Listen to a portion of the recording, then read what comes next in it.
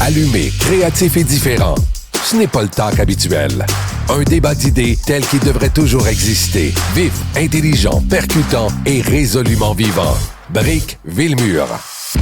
C'est quand même gros, c'est survenu dans les dernières heures. On n'en a pas parlé hier. On va remédier à la situation. Keir Starmer, qui démissionne de son poste, c'est au Royaume-Uni. On va parler avec Benjamin Tremblay, analyste géopolitique indépendant, qui, je pense, est à Paris. Benjamin, bonjour. Bonjour Rémi, merci beaucoup de me recevoir. Et tu survis à la canicule? Je suis dans le four parisien. Vous avez aucune espèce d'idée. Écoute, depuis quelques jours, c'est 41, 42, 43 degrés. C'est des trucs absolument lunaires.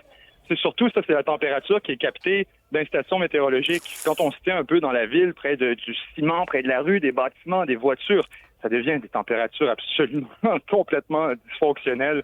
Donc ça, j'avoue que j'admire beaucoup les Français de dealer avec ça actuellement. Mais ce qu'on nous dit constamment, c'est pas normal. Même pour nous, là, on n'a jamais vu ça. J'entendais tout à l'heure des Français en discuter. C'est le plus chaud que j'ai eu de ma vie en France. Wow. Donc, de notre côté, ça nous rassure un peu. Courage. Oui, courage. Bon, parlons de Keir Starmer, donc, qui a démissionné de son poste. C'était... certaines personnes disaient que c'était inévitable. Il y a quelques jours, il disait même évaluer ses options. Je pense qu'il voulait peut-être trouver une voie de sortie. Ça n'a pas été possible. Ça arrive souvent là, dans ce pays-là. Mais pourquoi cette fois-ci, ça lui est arrivé à lui? Ben, en fait, il faut le dire, Keir Starmer, depuis le début de son mandat politique, était un peu sur du temps emprunté. Il était largement le résultat d'une écœurite aiguë du public britannique avec le Parti conservateur, qui était là depuis une éternité. C'était un peu comme les libéraux au Canada étaient devenus, si on veut, le considérer comme le parti naturel de la gouvernance. On entend souvent ce genre de truc. Les Britanniques voyaient les conservateurs comme le parti naturel. Ça faisait des années qu'ils étaient en contrôle avec des petits écarts à l'extérieur du pouvoir. Mais lorsqu'il est arrivé Keir Starmer, c'était vraiment donc le résultat de cet si on veut, on a un épuisement politique du côté des conservateurs qui encore aujourd'hui n'ont pas vraiment trouvé d'alternative. Donc, Keir Starmer arrive déjà très impopulaire, un peu avec une popularité au moment de son élection à 30%. Donc, nécessairement, il était prévisible qu'il allait avoir aussi une fatigue du public à mesure où il mettra en place les politiques publiques qu'il avait annoncées.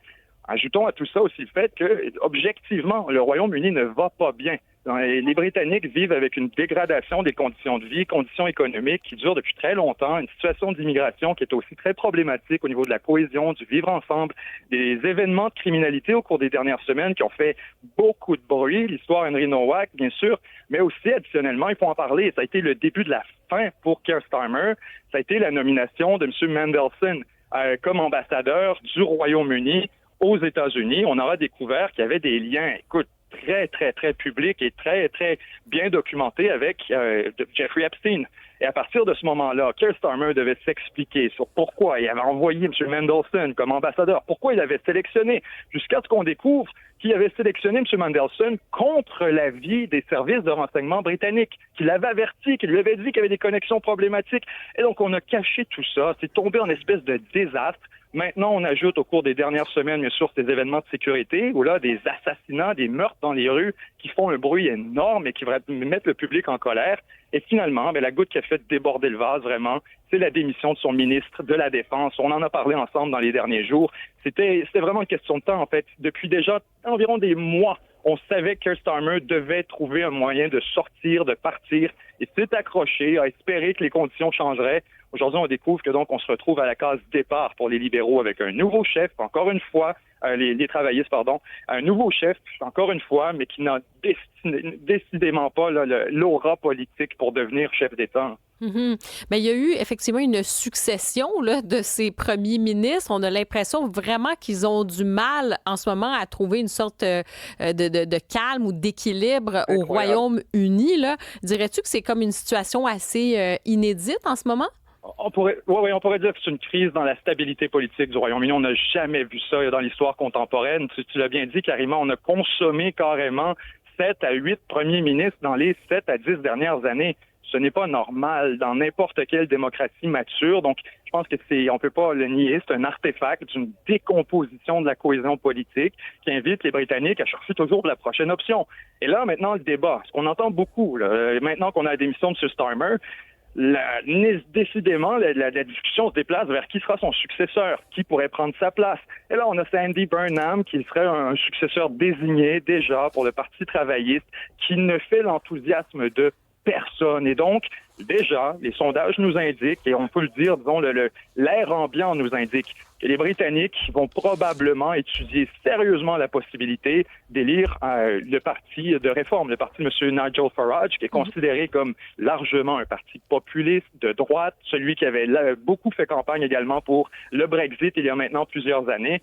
Donc, les Britanniques ne savent plus où donner de la tête essentiellement. On cherche une alternative politique. On n'a objectivement pas de bonnes propositions sur la table.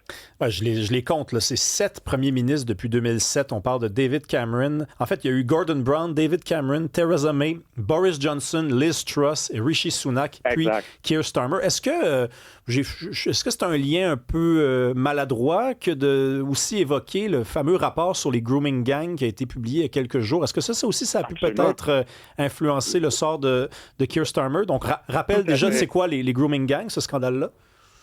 Tout à fait, absolument. Dans le fond, ce qu'on a découvert essentiellement, c'est qu'il y avait un certain nombre de groupes, surtout des groupes ethniques, il faut le dire également, au Royaume-Uni, qui exploitent la jeunesse, les jeunes filles pour des viols de gang. Essentiellement, on va les entraîner dans des histoires absolument qui n'ont aucun sens.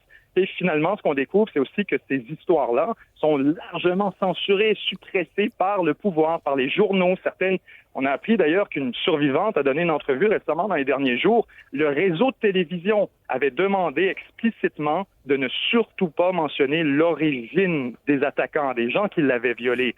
Elle a refusé, elle l'a dit publiquement, c'était un gang pakistanais. La chaîne de télévision s'est excusée. Alors, ce qu'on découvre maintenant, c'est vraiment que les Britanniques en ont assez. Ils littéralement veulent reprendre un peu le contrôle du pays, ils découvrent que la criminalité est hors de contrôle, que les questions sécuritaires, non seulement à l'interne, mais aussi l'armée britannique en est devenue une risée. Et là, vous avez le ministre de la Défense qui démissionne. Alors, écoutez, c'était de partout. Le navire coulait de partout. Nécessairement, on a besoin de sortir de cette impasse. Maintenant, c'est triste à dire, mais probablement qu'on en a encore pour 2-3 premiers ministres avant d'avoir une alternative. Donc, il y a une instabilité ambiante, un courant de fond qui est très inquiétant actuellement avec le Royaume-Uni. Mm-hmm. Effectivement, puis on a vu énormément de manifestations aussi, des manifestations anti-migration de masse.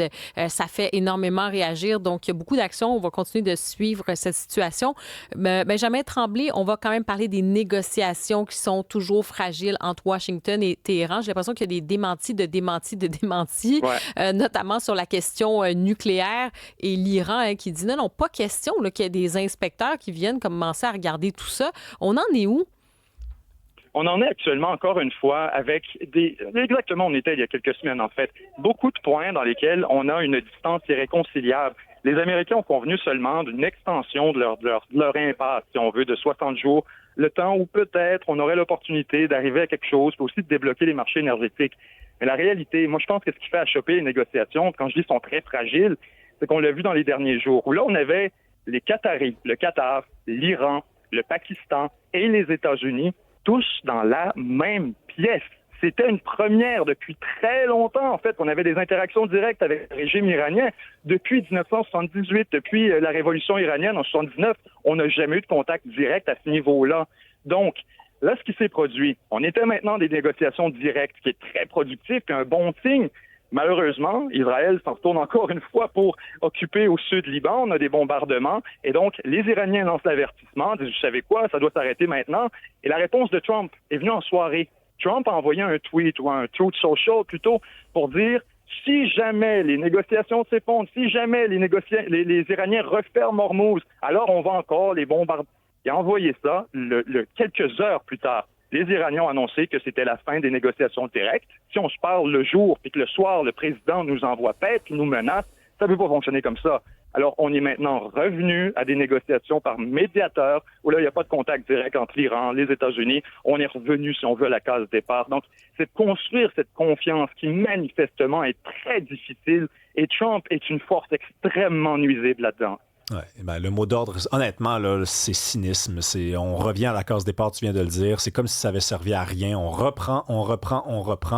Je ne pense pas qu'on va s'en sortir de sitôt. Merci beaucoup, Benjamin Tremblay. Va te mettre à l'abri. Je rappelle que tu es à Paris et qu'il fait chaud, s'il vous plaît, là-bas.